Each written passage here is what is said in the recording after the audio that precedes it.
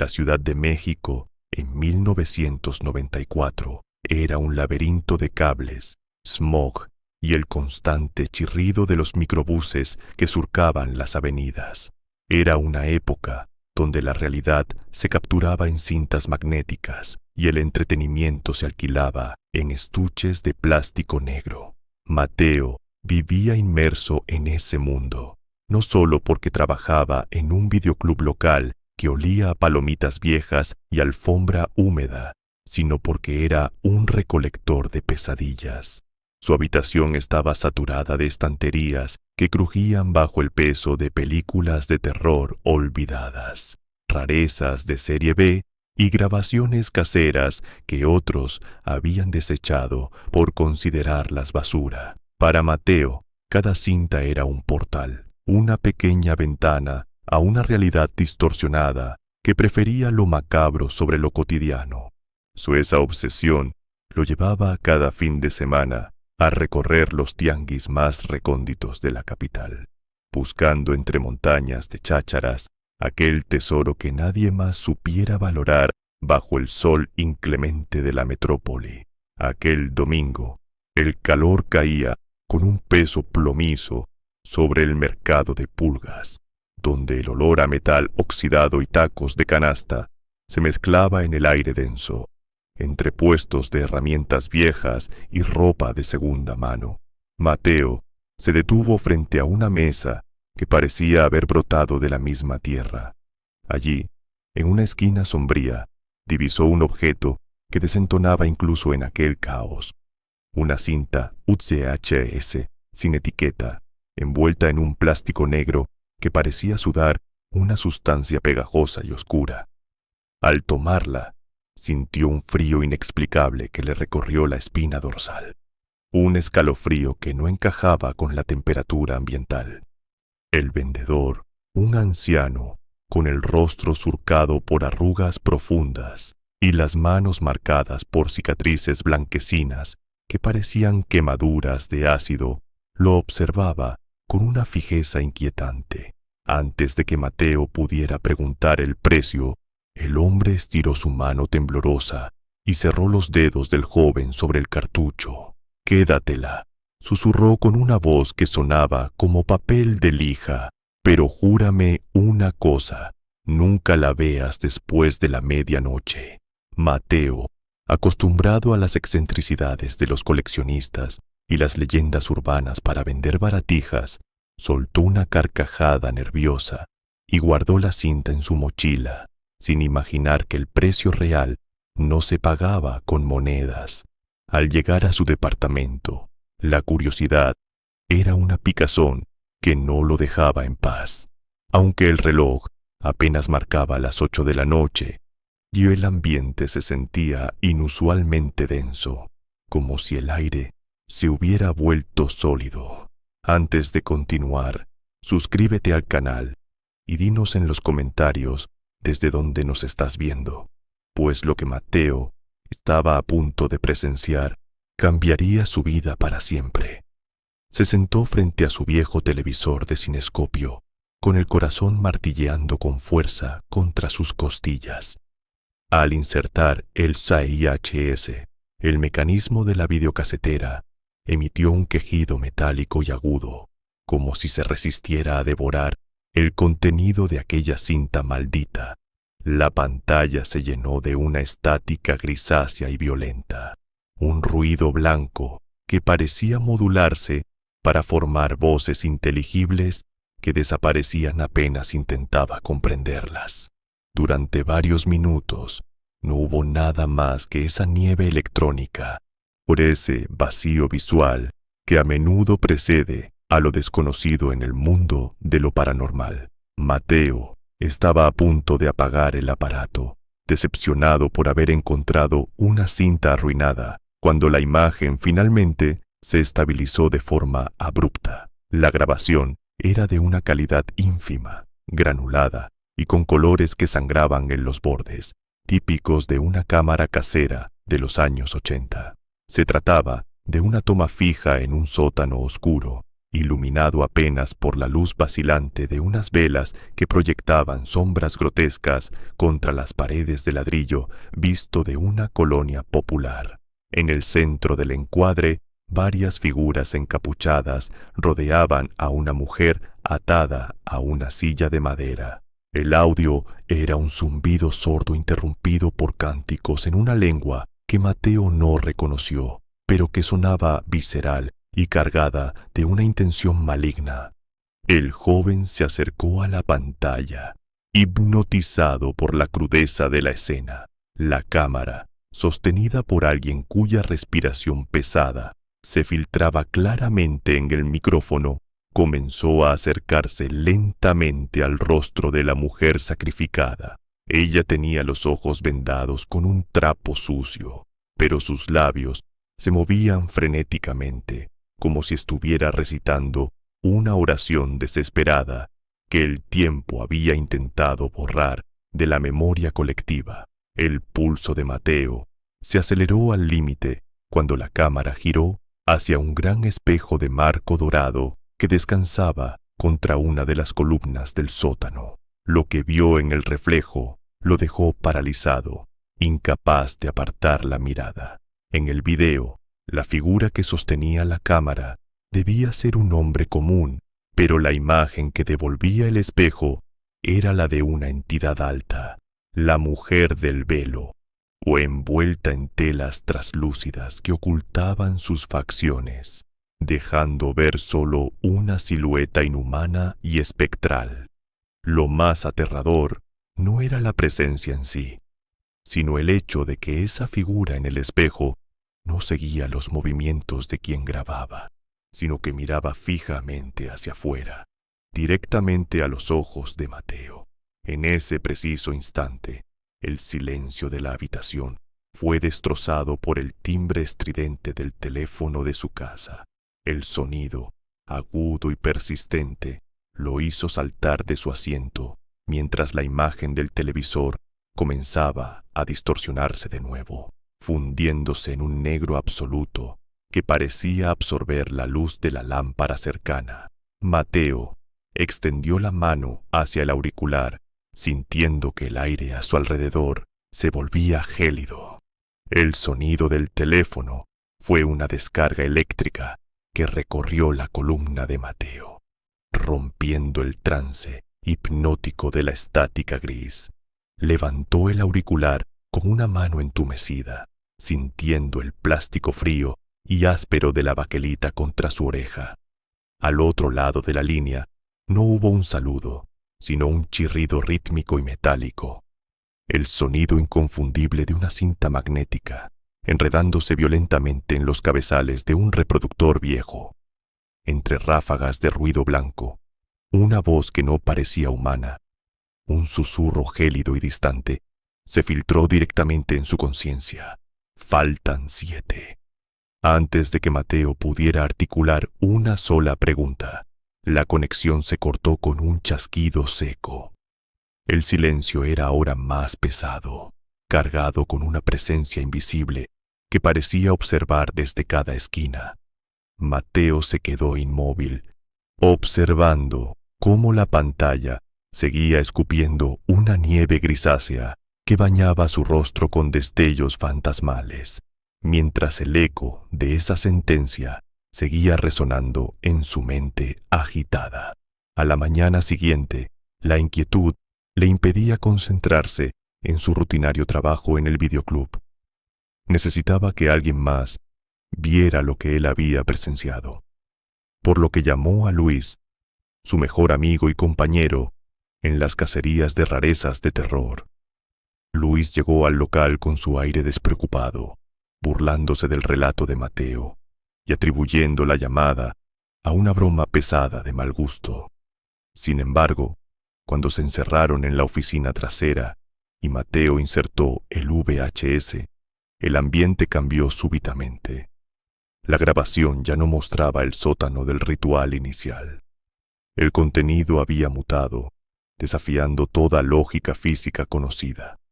Ahora, la imagen presentaba una toma temblorosa de una calle que Luis reconoció al instante con incredulidad. Era su propia calle en la colonia Roma. La cámara enfocaba con precisión su balcón y su bicicleta encadenada al poste. La cinta parecía estar viva, adaptándose a sus miedos para devolverles una realidad distorsionada y cruel. Durante los días siguientes, Luis comenzó a degradarse física y mentalmente ante la mirada impotente de Mateo. Su comportamiento se volvió errático. Se quejaba de un zumbido agudo, una frecuencia que describía como el murmullo de miles de insectos atrapados dentro de su propio cráneo. Sus ojos estaban inyectados en sangre y siempre fijos en puntos invisibles del espacio. Luis afirmaba que manchas negras, jirones de oscuridad con la textura de una cinta dañada, flotaban constantemente en su visión periférica. Mateo, tan desesperado por encontrar una solución, pasó horas en una biblioteca pública, navegando por foros oscuros a través de módems ruidosos. Allí encontró fragmentos de una leyenda urbana siniestra, la cinta negra de Tepito. Se decía que era una grabación prohibida, producto de una secta que había logrado capturar una entidad hambrienta en el soporte magnético, un objeto maldito diseñado para consumir la esencia vital de cualquiera que se atreviera a reproducirla por curiosidad. La situación alcanzó su punto de ruptura definitiva cuando Luis dejó de contestar sus llamadas. Mateo corrió hacia el departamento de su amigo, encontrando la puerta principal abierta de par en par, sin rastro de haber sido forzada. Un olor penetrante a ozono y plástico quemado lo golpeó al entrar. La estancia estaba sumida en una penumbra densa, interrumpida solo por el resplandor violento del televisor en la sala, que emitía una estática ensordecedora. En el centro de la habitación, justo donde Luis solía sentarse cada tarde, se alzaba una montaña grotesca de cinta magnética negra que se retorcía como un nido de serpientes oscuras. Sobre la mesa de centro, Mateo encontró una nota escrita con una caligrafía frenética y casi ilegible. Ella está en el reflejo. Con el corazón martilleando desbocado contra sus costillas, Mateo giró lentamente la cabeza hacia la pantalla del televisor apagado que descansaba frente a él. En la superficie oscura y gélida del vidrio, no solo vio su propia expresión de terror absoluto, sino que, justo detrás de su hombro, se erguía una figura alta y velada, cuyas manos largas y translúcidas comenzaban a materializarse buscando su cuello.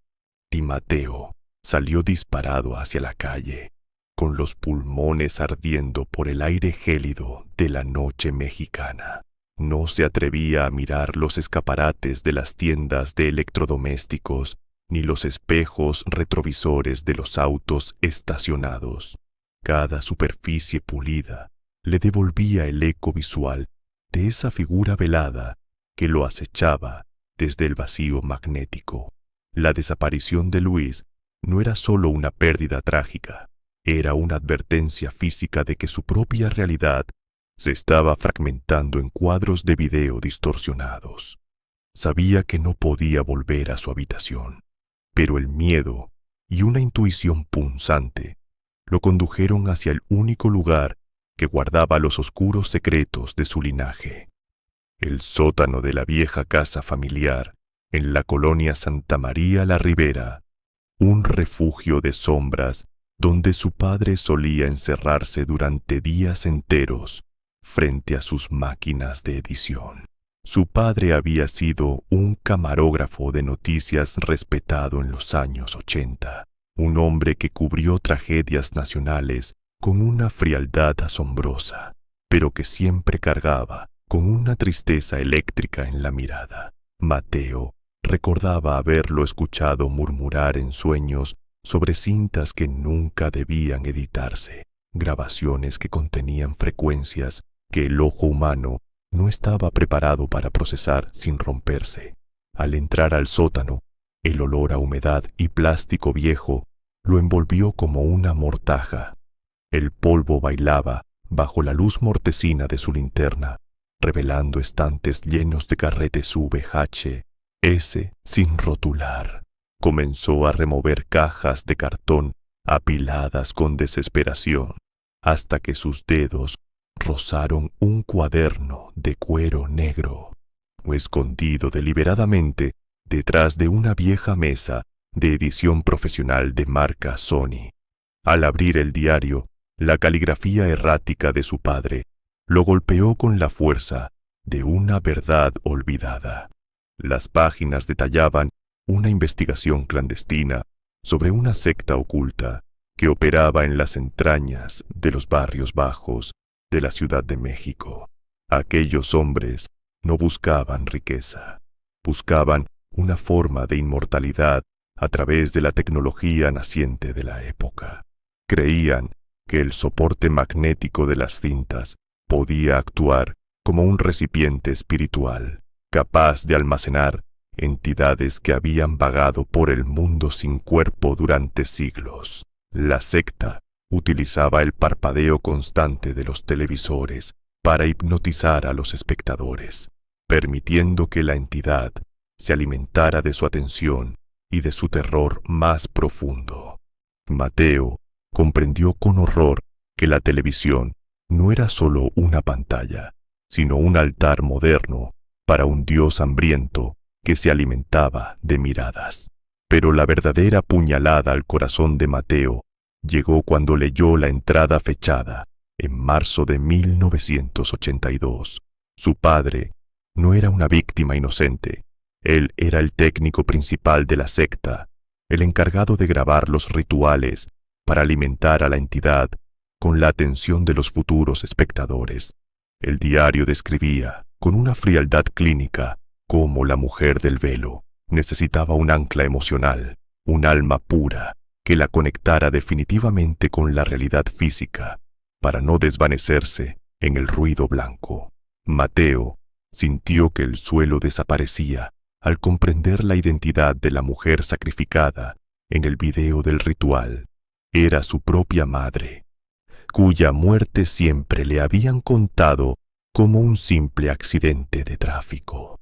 Su padre la había entregado voluntariamente para que la entidad tuviera un puente hacia este mundo, convirtiéndola en el recipiente eterno de esa presencia malévola que ahora reclamaba su herencia de sangre.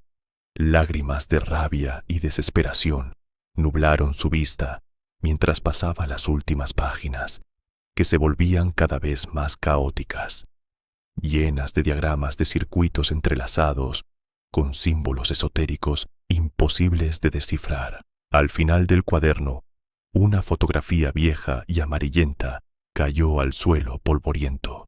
Era una imagen de Mateo a los 5 años, sonriendo tímidamente frente a un pastel de cumpleaños en esa misma sala donde ahora se encontraba.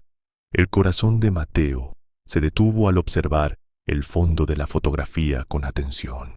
Allí, difundida casi por completo con las sombras pesadas de la cortina, se distinguía la silueta inconfundible de la mujer del velo, con sus manos translúcidas, casi rozando la cabeza del niño.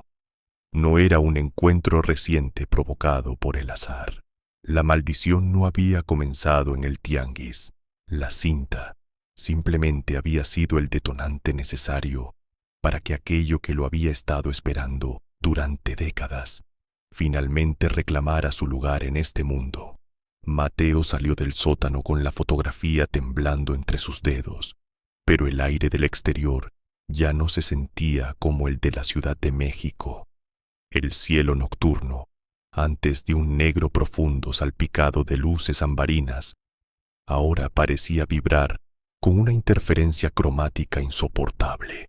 Los bordes de los edificios se desdoblaban en tonos rojos y azules, como si la realidad misma fuera una copia de mala calidad que empezaba a degradarse ante sus ojos. El sonido del tráfico llegaba a sus oídos de forma intermitente, ralentizado y grave, como si alguien estuviera jugando con la perilla del tono de una grabadora vieja de carrete abierto. Cada vez que parpadeaba, una línea horizontal de estática cruzaba su campo de visión, dejándole un sabor amargo a metal y ozono en la lengua. No era solo su percepción la que fallaba, era el tejido mismo de su entorno el que se estaba volviendo magnético, inestable y propenso a errores de lectura fatales. Caminó por la avenida Insurgentes, tratando de ignorar las pantallas que lo rodeaban en cada esquina, pero era una tarea imposible. En el escaparate de una tienda de electrónica, una fila interminable de televisores Sony y Panasonic sintonizaban canales locales, pero a medida que Mateo pasaba, la imagen de los presentadores de noticias se deformaba de manera grotesca. Sus rostros se estiraban como plastilina caliente hasta convertirse en el velo grisáceo y sin rasgos de la entidad que lo perseguía.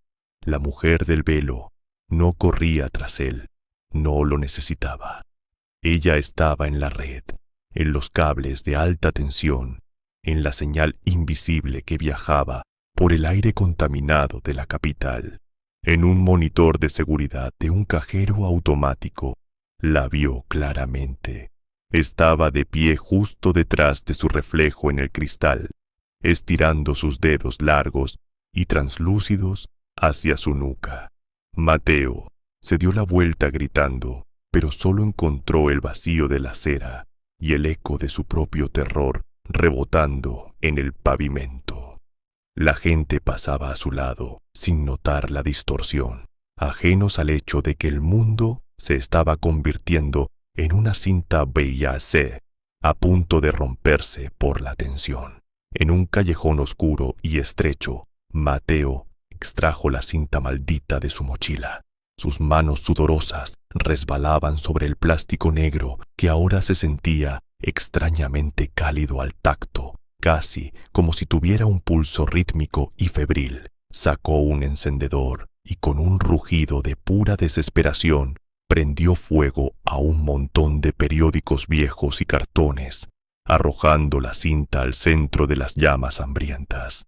Pero el plástico no se derritió de forma normal. El humo que ascendía no era gris ni blanco, sino de un negro absoluto que formaba figuras grotescas y manos que intentaban aferrarse a su ropa. Escuchó un gemido agudo y chirriante, similar al de una cinta enredándose violentamente en un cabezal metálico, y cerró los ojos con fuerza para no ver la danza macabra del fuego. Sin embargo, cuando las llamas se extinguieron y solo quedaron cenizas frías, sintió un peso familiar y gélido en su espalda.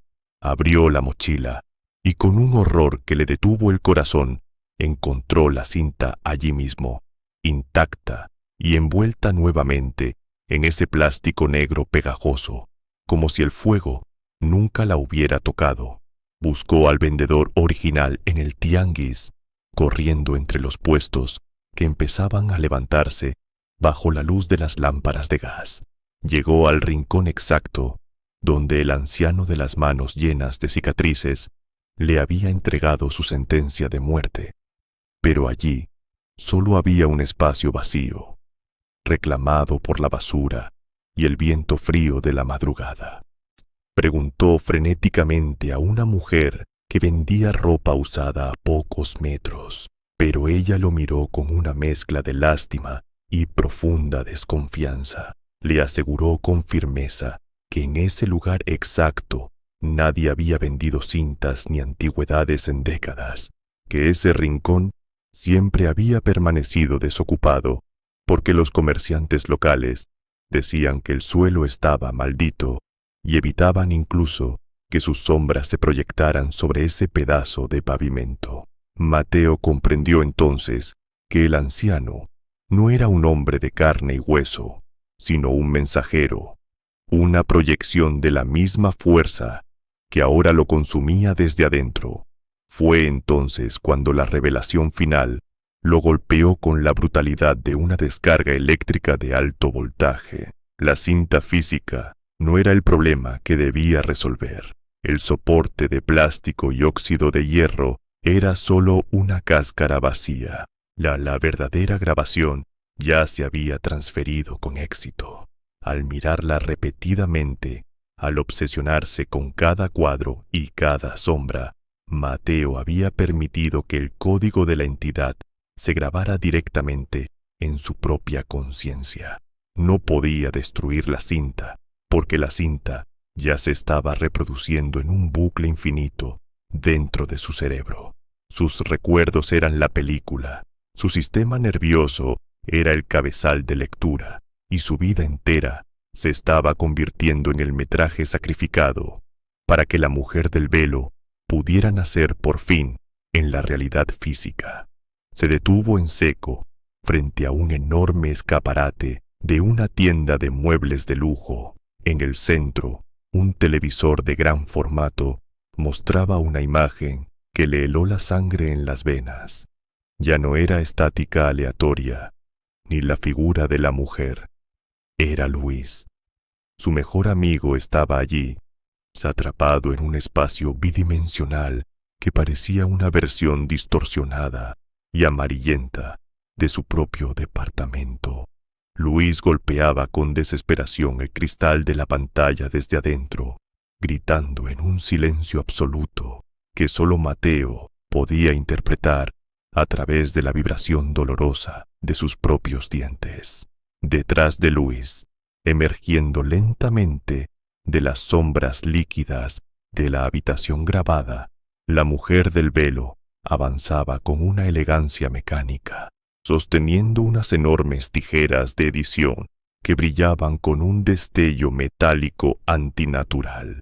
Luis lo miró directamente a los ojos a través del vidrio, suplicando con una mirada de agonía pura, mientras la entidad colocaba la punta fría de las tijeras sobre el hombro de su amigo, lista para cortar definitivamente el hilo de su existencia.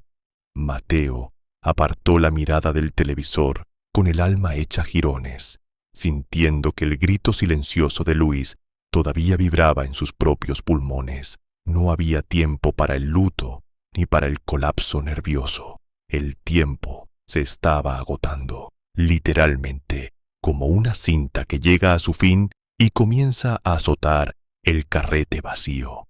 Con dedos temblorosos, volvió a abrir el diario de su padre, buscando entre las páginas manchadas de humedad y moho. Allí, ocultas en una anotación marginal, fechada en 1984, encontró las coordenadas exactas de una vieja hacienda en las afueras de Texcoco. Era el lugar donde todo había comenzado, el epicentro de la frecuencia donde se filmó la primera aberración. Sin pensarlo dos veces, Mateo abordó un viejo taxi, pagando con los últimos billetes que le quedaban en la mochila, y le pidió al conductor que manejara hacia el noreste, lejos de las luces neón de la capital, que ahora solo le recordaban a la estática. A medida que se alejaban de la Ciudad de México, el aire se volvía más denso y pesado, cargado de una humedad eléctrica que erizaba el vello de sus brazos.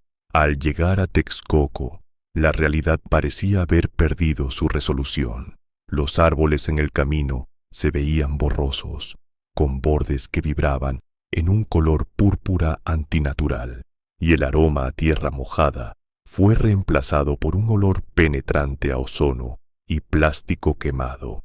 El taxi lo dejó frente a una estructura colosal de piedra y adobe que parecía estar siendo devorada por cables negros y gruesos en lugar de enredaderas. La hacienda emitía un zumbido sordo, una nota grave que Mateo no escuchaba con los oídos, sino con los dientes. Al cruzar el umbral, el silencio del campo fue sustituido por el siseo constante de miles de electrones chocando contra el vidrio. Dentro de la hacienda, el escenario era una pesadilla arquitectónica de la era analógica. En el gran salón central, cientos de televisores de todas las marcas y tamaños estaban apilados formando columnas que llegaban hasta las vigas del techo. Lo más aterrador no era la cantidad de pantallas, sino lo que reproducían. Cada monitor mostraba un fragmento diferente de la vida de Mateo, su tercer cumpleaños, la tarde que conoció a Luis en la escuela, el momento exacto en que entró a trabajar al videoclub. Eran grabaciones desde ángulos imposibles, como si una cámara invisible lo hubiera seguido cada segundo de su existencia, recolectando datos para una edición final que estaba a punto de concluir. El parpadeo rítmico de las pantallas creaba una atmósfera hipnótica, una danza de luces azules y blancas que iluminaba el camino hacia la habitación del fondo. Allí, rodeado por un bosque de cables y cintas magnéticas que colgaban del techo como serpientes muertas, Mateo encontró a su padre. El hombre que había buscado durante años no era más que un despojo humano, un anciano prematuro y ciego, cuyos ojos se habían vuelto de un blanco lechoso debido a décadas de mirar directamente el resplandor de los tubos de rayos catódicos. Estaba conectado a una mesa de edición profesional de los años 80 mediante cables que parecían insertarse directamente bajo su piel. Al escuchar los pasos de Mateo, el hombre giró la cabeza con una lentitud mecánica. Su voz, cuando finalmente habló, sonaba como una cinta gastada, llena de saltos y distorsiones. Le explicó que la secta no solo buscaba grabar el horror, sino crear un observador eterno. Su padre había sido el primero, el encargado de dar forma a la entidad mediante el montaje de las almas, pero su tiempo había terminado. Para liberar a Luis y a su madre del bucle infinito, Mateo debía aceptar el legado y tomar el lugar de su padre frente a la máquina. En ese momento, la pantalla gigante que dominaba la pared del fondo estalló en una luz blanca cegadora. La mujer del velo comenzó a emerger físicamente del cristal, sus manos compuestas por miles de hilos de cinta magnética negra que se extendían hacia Mateo como garras líquidas. El aire en la habitación se volvió gélido. El sonido del mundo exterior desapareció por completo, dejando solo el chirrido de la entidad manifestándose en el plano físico. Mateo miró los controles de la mesa de edición y luego a la figura espectral que lo rodeaba. Comprendió que no podía ganar editando el video según las reglas de su padre. Con una determinación nacida de la agonía, tomó un carrete de cinta virgen y lo colocó en la grabadora central. No iba a completar la obra de la secta, iba a grabar encima. Usaría sus propios recuerdos, su propia identidad y su historia como un borrador masivo para destruir la frecuencia de la entidad, borrándose a sí mismo si era necesario para que el ciclo de la cinta negra se detuviera para siempre. Presionó el botón de grabación justo cuando los dedos de la mujer rozaban su garganta. El botón de grabación se hundió con un chasquido metálico que resonó como una sentencia irrevocable en el vacío de la hacienda. En ese instante, la realidad de Mateo se fragmentó en 1000 pedazos. No solo estaba sobreescribiendo una cinta magnética, estaba borrando los cimientos de su propia alma para salvar lo que quedaba del mundo. La mujer del velo emitió un alarido sordo, una frecuencia inhumana que hizo estallar los tubos de las paredes en una lluvia de vidrio. Sus manos, hechas de hilos de cinta negra que ya rodeaban el cuello de Mateo, comenzaron a deshilacharse violentamente, perdiendo su cohesión, mientras los recuerdos del joven se vertían en la grabadora. El olor a tierra mojada de su infancia y la calidez del perfume de su madre fueron sacrificados, consumidos por la máquina para neutralizar definitivamente a la entidad. La hacienda comenzó a crujir bajo el peso de una energía sobrenatural que ya no tenía un ancla. Un fuego brotó de los televisores. Pero no era un incendio común. Las llamas bailaban en un tono azul eléctrico, consumiendo todo a su paso. Mateo, con la mente vaciándose a una velocidad aterradora, sintió que sus piernas fallaban, pero un último residuo de voluntad lo impulsó a actuar mediante un esfuerzo sobrehumano. Agarró el cuerpo frágil de su padre y lo arrastró hacia la salida por un pasillo lleno de monitores que se apagaban como estrellas. Detrás de ellos, la imagen de Luis apareció por última vez en un monitor agonizante. Su amigo ya no gritaba, solo lo observaba con una paz profunda antes de disolverse en estática. Días más tarde, el blanco aséptico de un hospital reemplazó la oscuridad de Texcoco.